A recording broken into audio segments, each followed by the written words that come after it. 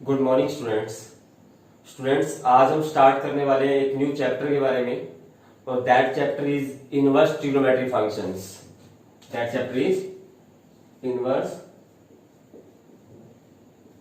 Trigonometry functions.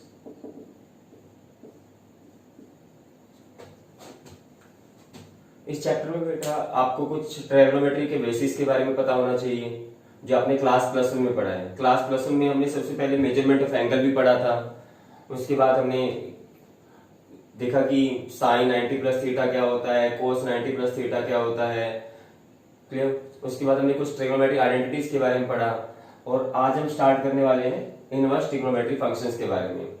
और हमारे पास क्या है, जिस तरह से 6 ट्राइगोनोमेट्री फंक्शंस होते हैं उस तरह से 6 इनवर्स ट्रिग्नोमेट्री फंक्शंस भी होते हैं। ये क्या होते हैं, जैसे sine inverse, cos inverse, tangent inverse, okay, cot inverse, cosecant inverse and secant inverse. ये 6 इनवर्स ट्रिग्नोमेट्री फंक्शंस हैं बेटा। और क्लास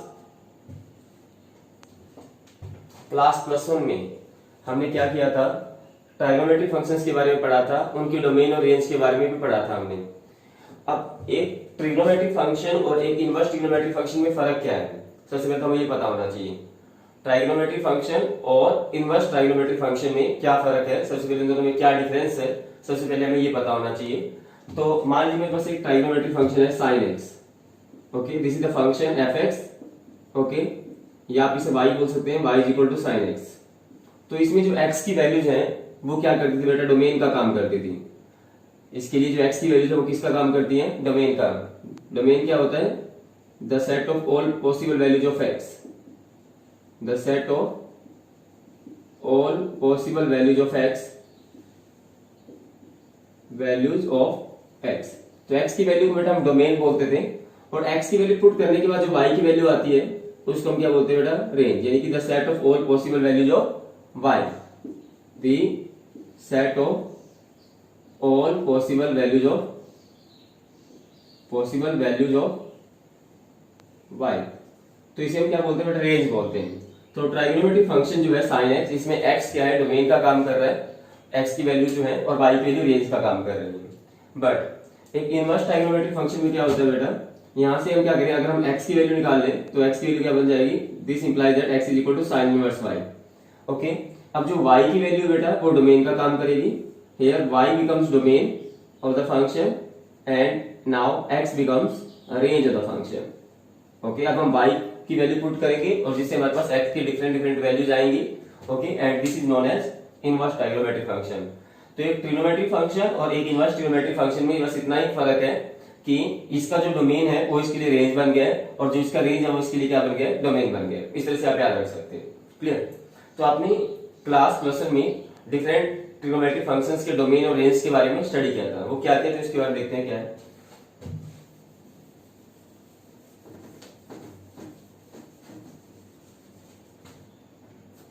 क्लास प्लस वन में आपने पढ़ा कि जो साइन फंक्शन होता है, ये तो साइन इनवर्स की बात हो रही है, पहले हम साइन के बारे में बात कर लेते हैं। यहाँ पर हम ट्राइगोनोमेट्रिक फंक्शन लिख देते हैं, यहाँ पर इसका डोमेन लिखते हैं और यहाँ पर हम रेंज लिखते हैं। अभी थोड़ा क्लियर हो जाएगा हमें। क्लियर।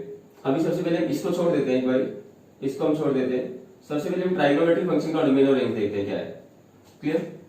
तो ट्राइगोनोमेट्रिक फंक्शन जैसे साइन एक्स था तो इसका डोमेन क्या था, साइन का जो डोमेन था वो क्या था, साइन की जो डोमेन था वो था -π/2 π/2, ये इसकी डोमेन थी, ओके। और रेंज क्या थी इसकी, इसकी रेंज थी -1 to 1, ओके। इसकी रेंज क्या थी, -1 to 1। जो हमारा फंक्शन है कोस, उसका डोमेन क्या था भाई, उसका डोमेन था 0 to π, ओके। और रेंज क्या थी, रेंज क्या थी, -1 to 1, ओके। -1 और 1 भी इंक्लूड है कि कोस -1 वैल्यू भी दे सकता है और +1 वैल्यू भी दे सकता है। क्लियर। tan के लिए डोमेन क्या था, tan के लिए डोमेन था क्या, -π/2 to +π/2, ओके, -π/2 to +π/2। और इसका रेंज क्या था, any real number, R stands for real number है। कोड के लिए डोमेन था 0 to π, 0 π इंक्लूड नहीं है बेटा, ना जीरो इंक्लूड है ना पाई इंक्लूड है, जीरो पाई के बीच के नंबर्स, बीच के एंगल्स इंक्लूड हैं। और इसका रेंज क्या था, any real number. Cosecant inverse, cosecant inverse के लिए पहले हम कोसिकेंट की बात करेंगे, कोसेक के लिए बात करेंगे। कोसेक के लिए डोमेन क्या था, the angles between -π/2 to π/2 and -π/2 और π/2 भी इंक्लूड है, बट एक एंगल इंक्लूड नहीं है, दैट इज 0 डिग्री। क्यों नहीं है इंक्लूड, क्योंकि कोसिकेंट क्या होता है, कोसिकेंट x होता है 1/sin x। अगर आप x की वैल्यू 0 डिग्री लेंगे तो क्या होगा, 1/sin 0 डिग्री, जो कि कितना हो जाएगा, 1/0 हो जाएगा, और ये फंक्शन नॉट डिफाइंड बन जाएगा, फंक्शन ही डिफाइंड नहीं रहेगा। इसलिए हमने कहा कि कोसिकेंट के लिए हम कोई भी एंगल ले सकते हैं -π/2 टू +π/2, बट हम 0 को इंक्लूड नहीं करेंगे। Okay, and the range of this is any real number.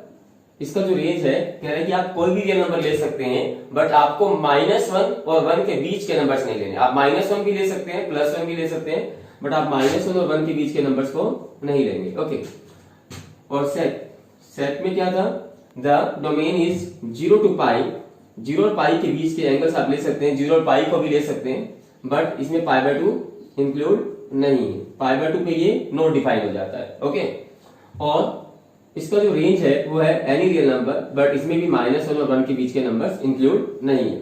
ये थोड़ा ट्राइगोनोमेट्रिक फंक्शन का डोमेन और रेंज हमने डिस्कस किया था, principal domain and range.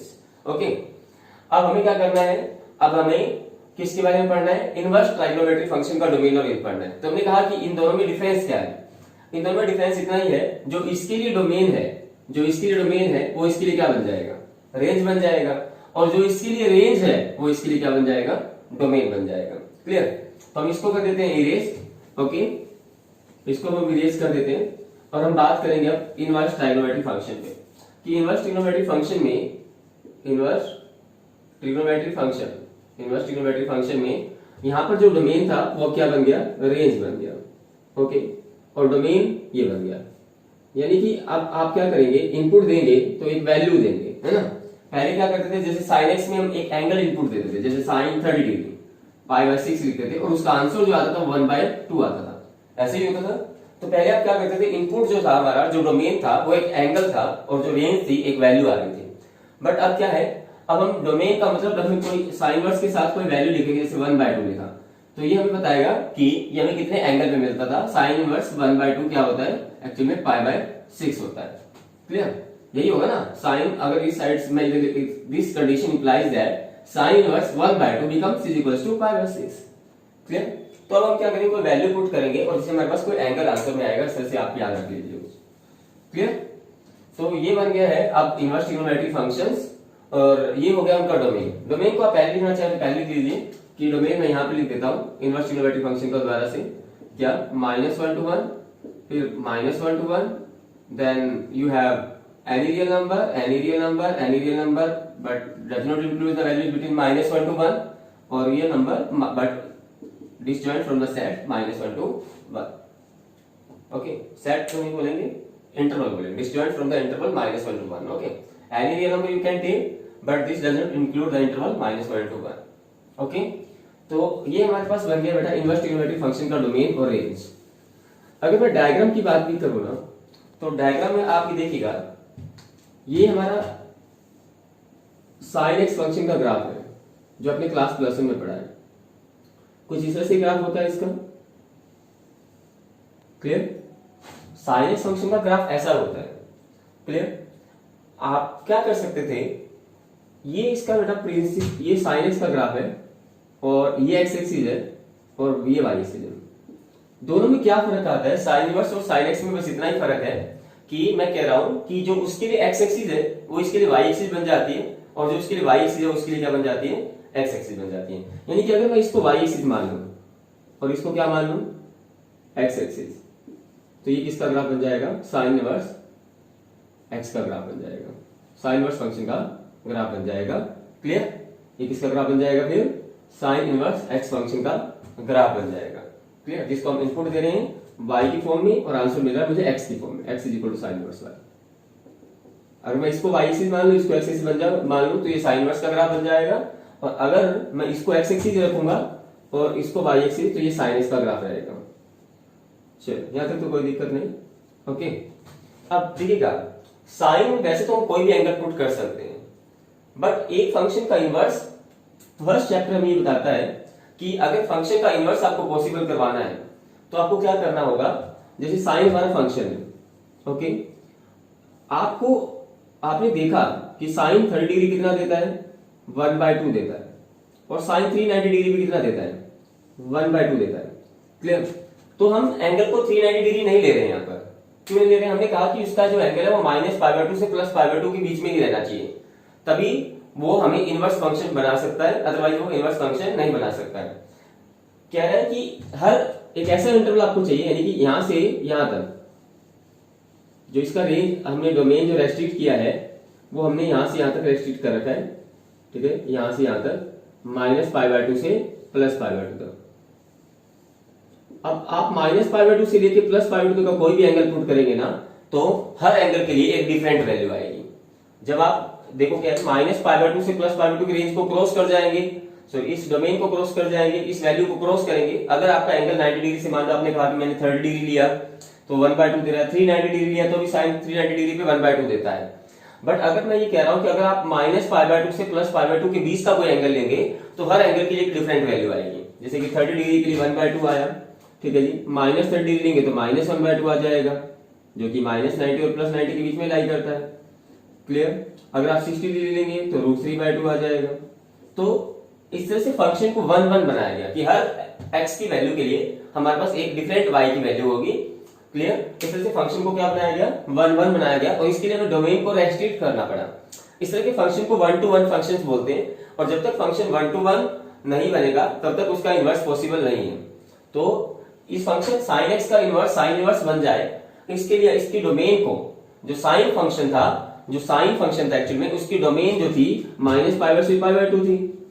Sign की डोमेन क्या थी, ये साइन इनवर्स की तो रेंज है ना ये, परंतु साइन के लिए क्या है डोमेन, परंतु साइन की डोमेन को -90 और +90 के बीच में रेस्ट्रिक्ट कर दिया गया ताकि हमारा फंक्शन 1 to 1 बन जाए, और जब तक फंक्शन 1 to 1 नहीं बनता तब तक उसका इनवर्स पॉसिबल नहीं होता है। इसलिए इस फंक्शन को पहले 1 to 1 बनाया गया, और उसके लिए उसकी डोमेन को, साइन एक्स की डोमेन को -π/2 से +π/2 के बीच में रेस्ट्रिक्ट किया गया। भाई हम -π/2 से +π/2 एक प्रिंसिपल ब्रांच लेंगे, और उसकी वैल्यूज के अकॉर्डिंग हमें एक डिफरेंट वैल्यू मिलेगी हर एंगल के अकॉर्डिंग, और हमारा फंक्शन 1 to 1 बन जाएगा। और फंक्शन 1 to 1 होगा तभी हमारे पास साइन इनवर्स पॉसिबल हो पाएगा, अदरवाइज साइन इनवर्स पॉसिबल नहीं है। अगर मैं बोल दूं ना यहाँ पर मैं कि डोमेन में ये नहीं ले रहा हूं, ठीक है, साइन का डोमेन, साइन एक्स का डोमेन, अगर मैं -π/2 को और π/2 को छोड़ के मान लो मैं कह दूं कि सभी रियल नंबर ले रहा हूं, तो ये साइन इनवर्स पॉसिबल नहीं है। साइन इनवर्स पॉसिबल तब होगा जब हर x की वैल्यू के लिए, हर एक अलग एंगल के लिए हमें एक अलग y की वैल्यू मिलेगी, हर एक अलग x की वैल्यू के लिए हमें एक अलग y की वैल्यू, डिफरेंट y की वैल्यू मिलेगी,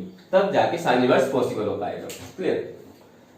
तो ये हमें कुछ, या तो आप इसको याद रखिएगा क्या, कि साइन इनवर्स का डोमेन क्या है, -1 to 1, और उसका रेंज क्या है, -π/2 π/2। कोस इनवर्स का डोमेन है -1 to 1, रेंज है 0 to π। tan इनवर्स डोमेन है रियल नंबर, रेंज क्या है, -π/2 to +π/2। Okay. Cot inverse domain है रियल नंबर, रेंज क्या है, 0 to π। Domain cosecant inverse domain क्या है, real number but does not include the values between -1 to 1, और रेंज क्या है, -π/2 to π/2, पर इसमें 0 इंक्लूड नहीं होगा। ओके। कोसिकेट इनवर्स डोमेन क्या है, any real number but does not include the interval -1 to 1, और रेंज क्या है, 0 to π but does not include the value π/2। Okay. इस तरह से याद रख लीजिए।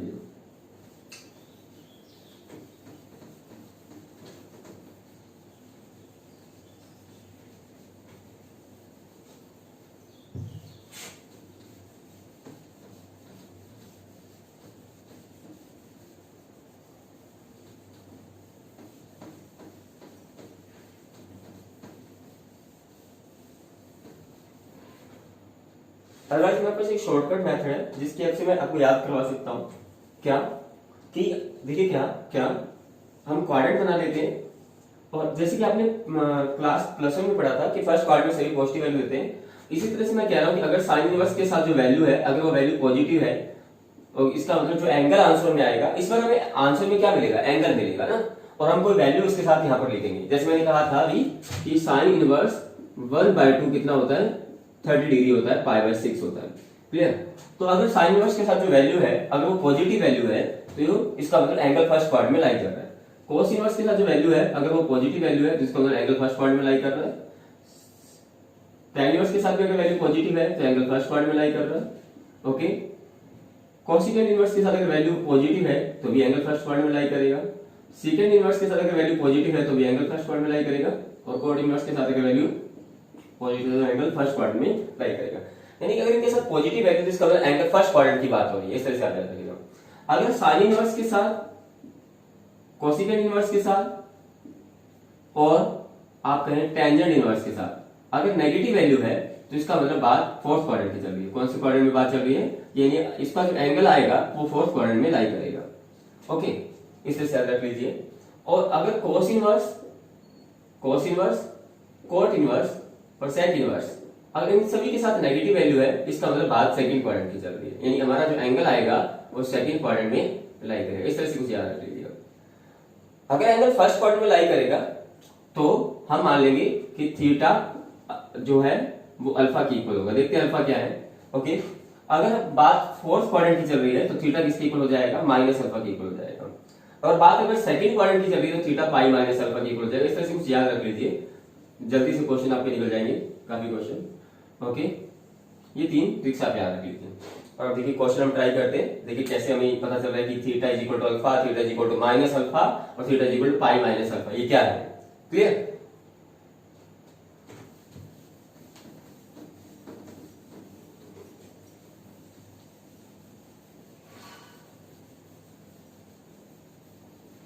इसके लिए आपको याद होना चाहिए टेबल।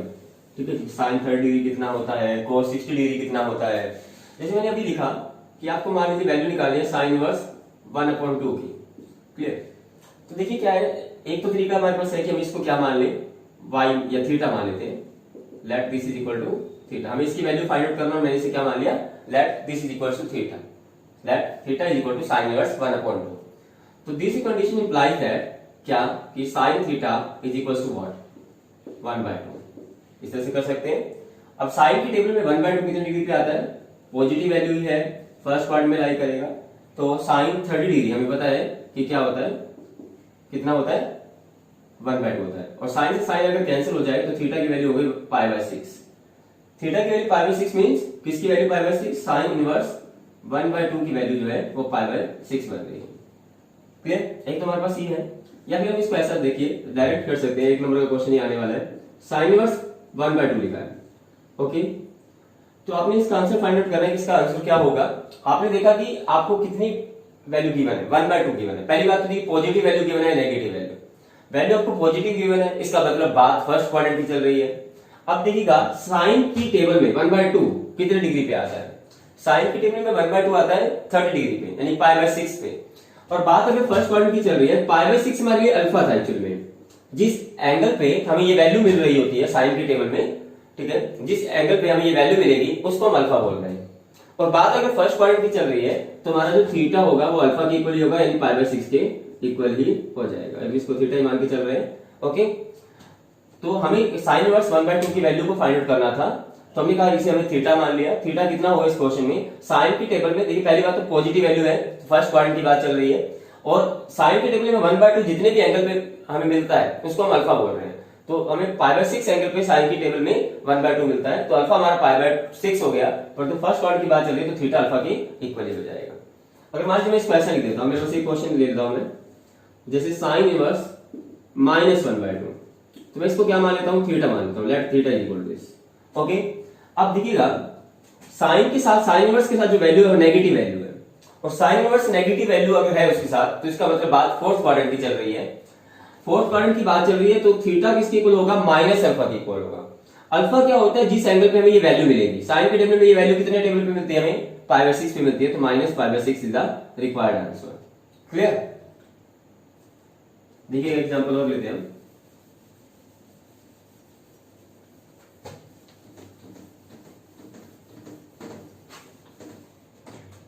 मैंने अभी लिखा साइन इनवर्स -√3/2। ठीक है, इसको आप थीटा मान लीजिए। अगर आपको डायरेक्ट आंसर निकालना है तो क्या करेंगे? साइन, देखिए पहली बात तो साइन इनवर्स के साथ जो वैल्यू है वो नेगेटिव वैल्यू है। इसका मतलब हम फोर्थ क्वाड्रेंट के अंदर हमारा थीटा लाई करेगा। इसके अंदर theta, it means theta lies in fourth quadrant. Here theta lies in fourth quadrant. और थीटा किसके इक्वल होगा? थीटा होगा माइनस अल्फा के इक्वल, माइनस लगाया, अल्फा क्या होता है जिस एंगल में हमें ये वैल्यू मिलेगी। साइन की टेबल में √3/2 कितने डिग्री पे होता है? 60 डिग्री पे होता है। 60 डिग्री मींस π/3 अगर हम रेडियन में लिखे तो थीटा किसके इक्वल हो गया? -π/3 के इक्वल हो गया। मान लीजिए मैं ऐसा लिख देता हूं, cos इनवर्स -1/2 की वैल्यू मुझे फाइंड आउट करनी है। मैंने इसे क्या मान लिया? थीटा मान लिया। क्लियर? तो आप क्या करेंगे, हियर cos इनवर्स के साथ जो वैल्यू है वो नेगेटिव वैल्यू है, it means theta lies in second quadrant. Theta lies in second quadrant. Theta कौन से क्वाड्रेंट में लाई करेगा? सेकंड क्वाड्रेंट में लाई करेगा। अब थीटा किसके इक्वल होगा? थीटा होता है पाई माइनस अल्फा के इक्वल। अल्फा क्या होता है जिस एंगल में हमें वैल्यू मिलेगी cos के टेबल में। cos के टेबल में 1/2 में कितने डिग्री पे मिलता है? cos के टेबल में 1/2 में 60 डिग्री पे मिलता है, π/3 पे मिलता है। तो हम क्या करेंगे, मैं कह रहा हूं पाई माइनस अल्फा का फॉर्म लिखेंगे। पाई माइनस अल्फा क्या है? जिस एंगल पे हमें वैल्यू मिलेगी। ओके, तो थीटा किसके इक्वल हो गया? 3 एलसीएम हो गया, ये बन गया 3π माइनस पाई, ये बन गया 2π/3। यानी कि इसकी जो वैल्यू होगी एक्चुअल में वो 2π/3 होगी। cos इनवर्स -1/2 किसके इक्वल होगा? 2π/3 के इक्वल होगा। ये हमारा आंसर हो गया। क्लियर? कोई डाउट है? ये कुछ क्वेश्चंस ट्राई करते हैं, अब कुछ और एग्जांपल्स लेते हैं।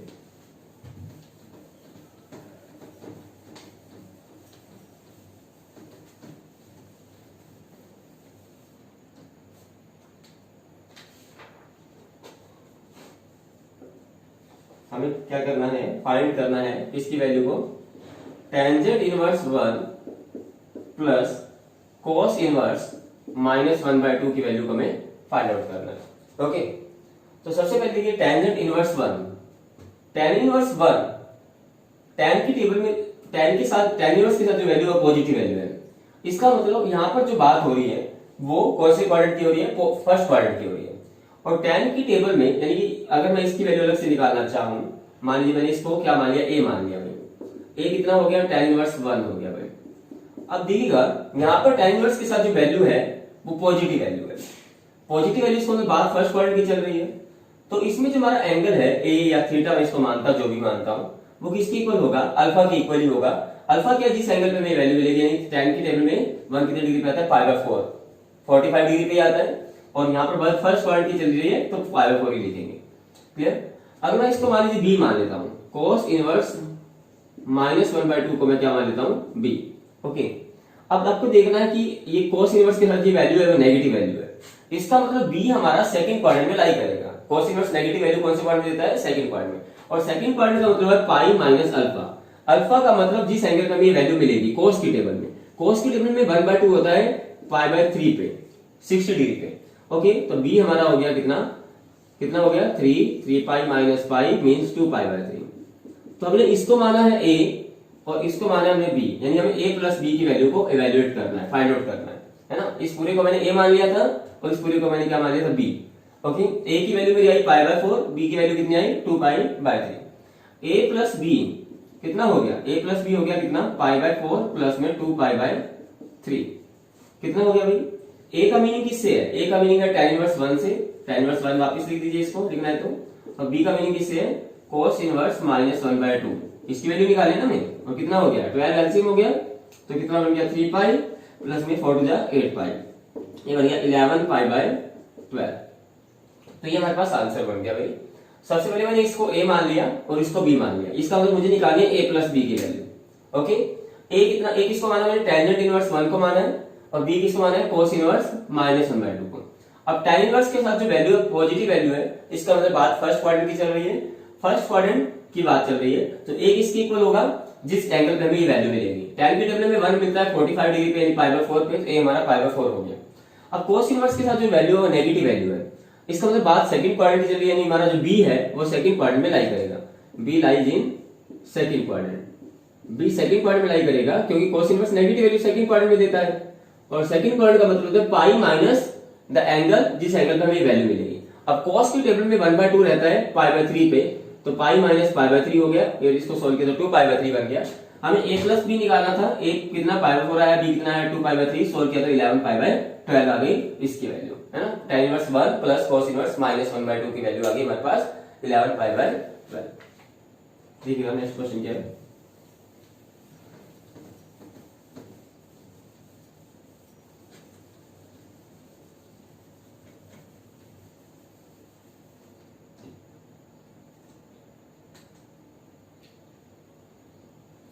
देखिए cos inverse 1/2, cos inverse 1/2 plus 2 sin inverse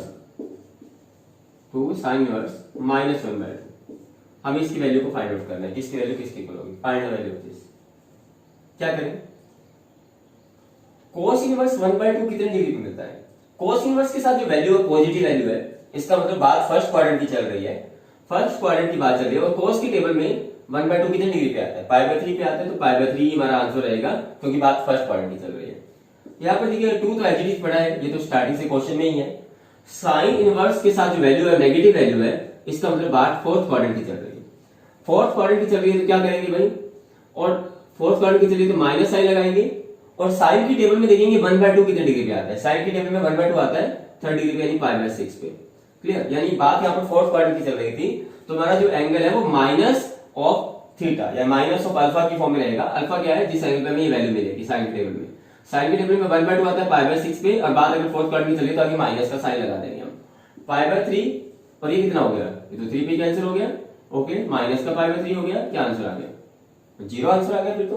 okay, plus π/3 से माइनस का π/3 क्या हो गया, कैंसिल हो गया। क्लियर,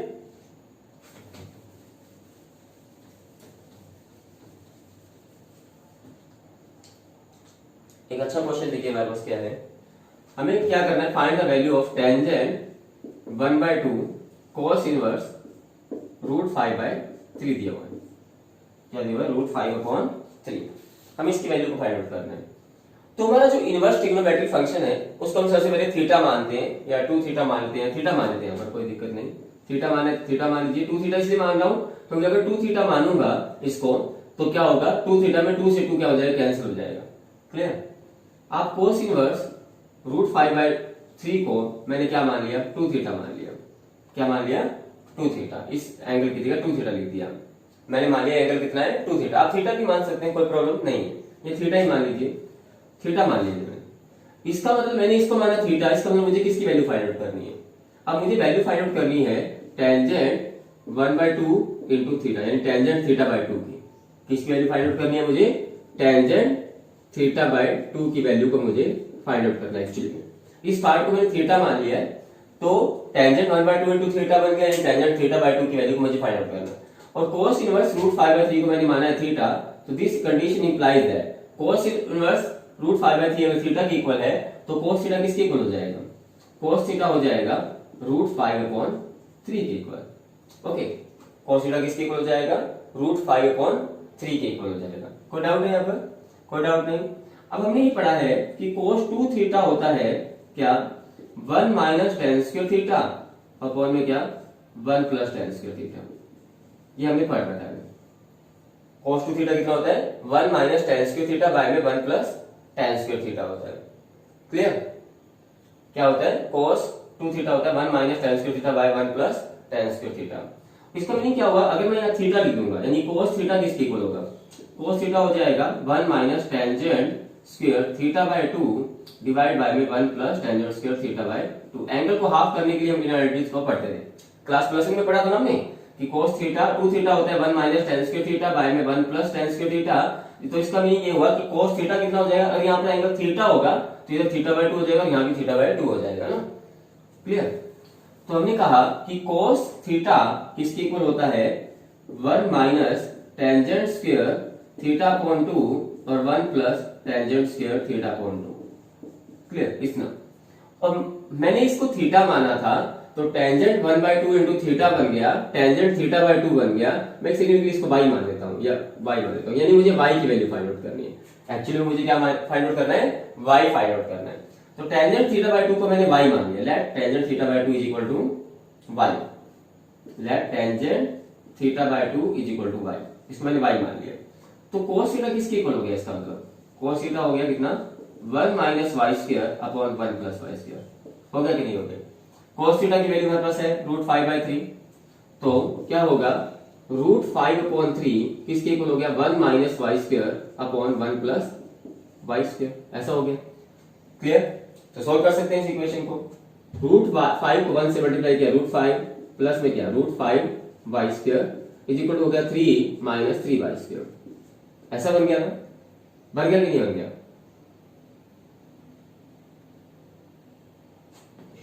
ऐसा बन गया। एक तो आप इस यहां पर क्वाड्रेटिक इक्वेशन का फॉर्मूला यूज करके यानी कि √y स्क्वायर वाले टर्म को एक साइड कर दीजिए, प्लस में 3y स्क्वायर और रिजल्ट बन जाएगा 3 माइनस √5। तो y स्क्वायर आप कॉमन लेंगे तो 3 माइनस √5 और सॉरी 3 माइनस √5 अपॉन में क्या आ जाएगा 3 प्लस √5 आ जाएगा और y की वैल्यू हो जाएगी 3 माइनस √5 अपॉन 3 प्लस √5 का अगेन रूट। इसको आप अंदर रैशनलाइज कर लीजिए 3 माइनस √5 और बन जाएगा नीचे 3 माइनस √5। तो y किसके इक्वल होगा 3 माइनस √5 का ऊपर बनेगा स्क्वायर, स्क्वायर से रूट हो जाएगा कैंसल, नीचे बन जाएगा 9 a plus b into a minus b है ना, a plus b into a minus b. तो क्या होगा a square minus b square, 3 का स्क्वायर 9 माइनस √5 का स्क्वायर 5 और इसका भी करना है रूट। रूट तो पूरी के पूरी है ना, ऊपर क्या हुआ था इसका स्क्वायर हुआ था जिससे रूट कैंसिल हो गया था। तो ये बन गया 3 माइनस √5 अपॉन कितना 2 बन गया ना, 9 माइनस 5 हुआ 4 का रूट कितना हो गया 2 हो गया। ये y की वैल्यू आ गई, y का मतलब टेंजेंट थीटा बाय 2 की वैल्यू आ गई। टेंजेंट थीटा बाय 2 का मतलब किसकी वैल्यू आ गई एक्चुअल में इसकी वैल्यू आ गई है ना। तो ये हमारा आंसर आ गया 3 माइनस √5 अपॉन 2। क्लियर? एक तो आप इस तरीके से क्वेश्चन को कर सकते हैं ना इस तरह से। और एक आपके पास एक तो तरीका ये है, एक अल्टरनेट मेथड भी है जिसकी हेल्प से इस क्वेश्चन को कर सकते हैं। देखिएगा क्या है, इसमें कोई डाउट है?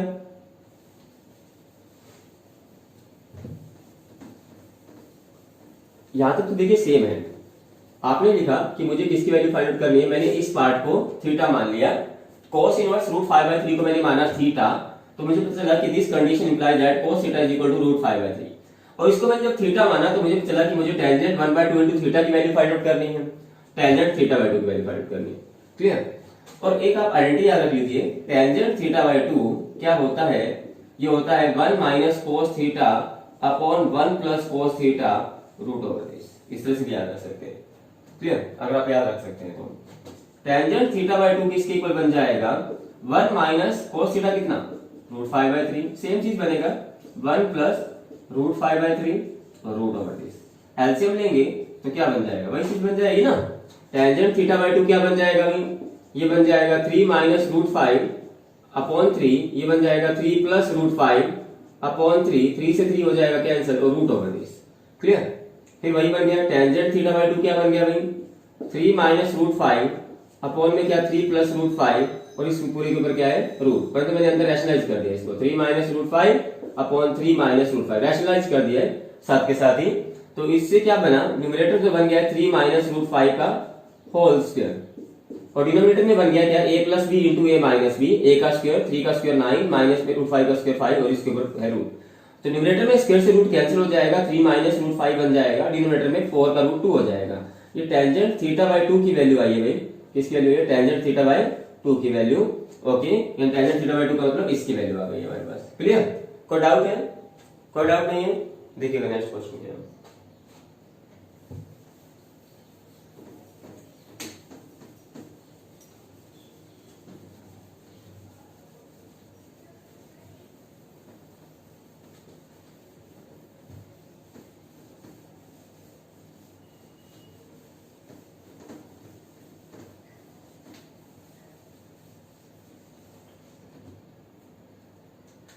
जैसे मान लीजिए क्वेश्चन मुझे गिवन है, you have to find the value of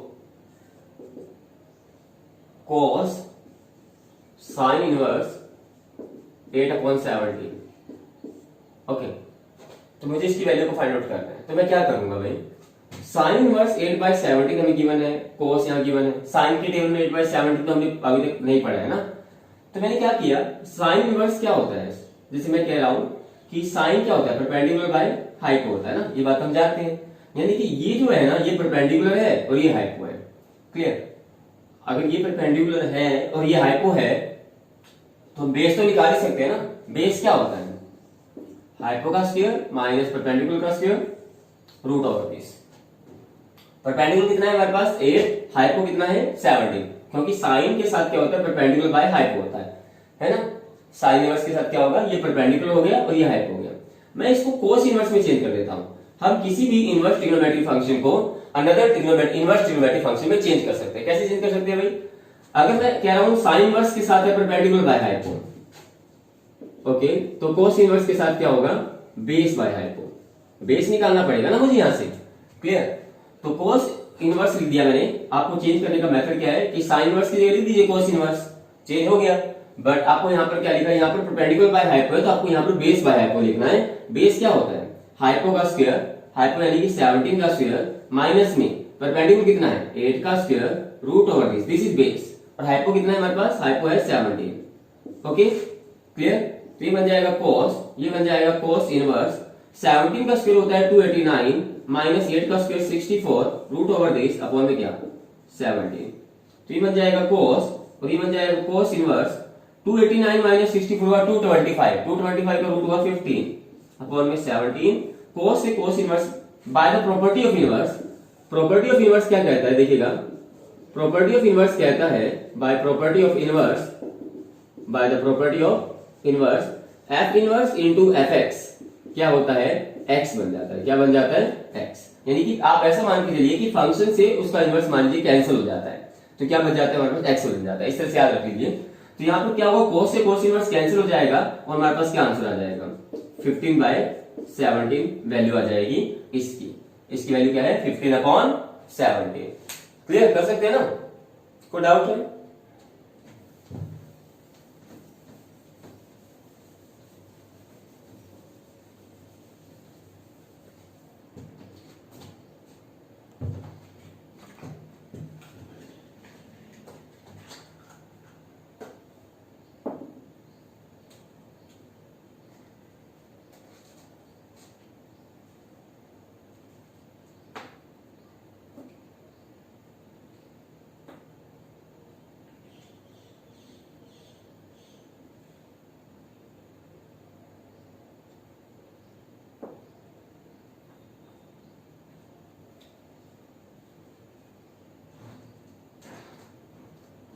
देखिए नेक्स्ट क्वेश्चन क्या है?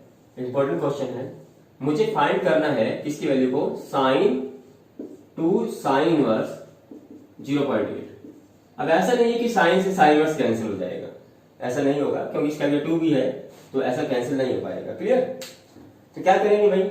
मैंने इसको क्या मान लिया? थीटा मान लिया। क्या मान लिया? थीटा। तो इसका मतलब मुझे किसकी वैल्यू निकालनी है?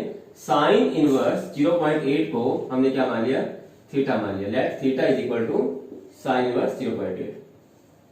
तो इसका मतलब मुझे क्या करना है? अब मुझे साइन 2 थीटा की वैल्यू को फाइंड आउट करना है। क्लियर? और दिस कंडीशन हमने क्या किया? मुझे क्या करना है? इसका मतलब मैंने इसको क्या मान लिया? थीटा। इसका मतलब मुझे साइन 2 थीटा की वैल्यू फाइंड आउट करनी है ना? साइन 2 थीटा की वैल्यू फाइंड आउट करनी है मुझे। और this condition implies that sine theta किसके इक्वल होगा? साइन थीटा हो गया 0.8 के इक्वल। हो गया कि नहीं हो गया? साइन थीटा हो गया 0.8। अब साइन थीटा अगर इतना हो गया तो कोस थीटा क्या होता है? Cos square theta plus sign square theta होता है 1। तो यहां से मुझे पता चला कि कोस थीटा क्या होगा? ये बन जाएगा, इधर जाएगा तो 1 माइनस साइन स्क्वायर थीटा और इसका हम कर देंगे रूट, यानी कोस थीटा होता है root of 1 minus sine square theta. Sine theta की वैल्यू हमारे पास है 0.8, इसका स्क्वायर और रूट ओवर दिस। 0.8 का स्क्वायर मींस 0.64। क्लियर? और 0.36 बच गया, जिसका रूट क्या होगा? 0.6 बन गया। cos थीटा की वैल्यू होगी 0.6। अब मुझे किसकी वैल्यू निकालनी है? sin 2 थीटा की वैल्यू। मुझे किसकी वैल्यू निकालनी है? sin 2 थीटा की वैल्यू। और sin 2 थीटा को हम क्या लिख सकते हैं? 2 sin 2 थीटा को लिख सकते हैं 2 sin theta cos theta. Formula है ना ये? तो using the identity sin 2 theta क्या होता है? sin 2 थीटा हमने क्लास प्लस में पढ़ा है कि 2 sin थीटा cos थीटा होता है। तो sin 2 theta is equal to हो गया कितना? 2 sin थीटा की वैल्यू कितनी है हमारे पास? 0.8 और cos थीटा की वैल्यू कितनी है? 0.6। ये बन गई sin 2 थीटा की वैल्यू। और कितना बन गया? 8 6 है 48, 48 into 2 हो गया 96, यानी 0.96। This is the value of sin 2 theta. Theta किसको माना था हमने? 2 थीटा की वैल्यू आप इसको पुट करते हैं। थीटा किसको माना था? sin इनवर्स 0.8 को। sin इनवर्स 0.8 को माना था ना हमने थीटा, तो इसकी वैल्यू एक्चुअली में क्या आई है? 0.96 आ गई। ये हमारा आंसर हो गया। क्लियर? तो this is exercise 2.1 from NCERT as well as from elements. Okay, कर सकते हैं क्वेश्चंस, सिंपल है। Okay, thank you very much.